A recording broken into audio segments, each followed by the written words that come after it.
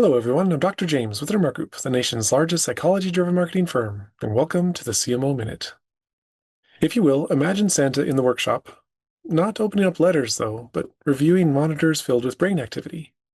Now, this sounds playful, but it's actually a very real picture of where holiday marketing might be headed. In a recent study over the summer, researchers measured consumers' brainwaves while they were watching various holiday ads. Then, using AI analysis and this EEG data, the researchers were able to later predict which ads would have the highest emotional impact with more than 80% accuracy rate. So, also released this last year, a new meta-analysis revealed that when AI is actually layered on top of this neural data, we can trace the entire buying journey in the brain. So, for example, high levels of anticipation activate the prefrontal cortex, emotional branding engages amygdala, and subtle neural error signals reveal when or if buyer's regret is likely to set in.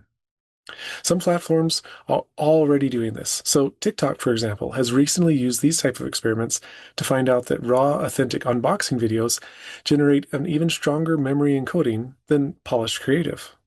So the lesson this season and for the future is very simple. We need to start thinking about measuring reward, not simply attention. We need to personalize based on the emotional response and not simply the demographics. And finally, we need to think about designing post-purchase moments that reinforce the decision. So this Christmas, the advantage doesn't simply come from guessing what customers want. It comes from paying attention to what their brains are already saying. If you want more information about this week's topic, check out our blog. Our contact information is all linked down below, and be sure to like, subscribe, and follow for more of our content across all the major social media platforms.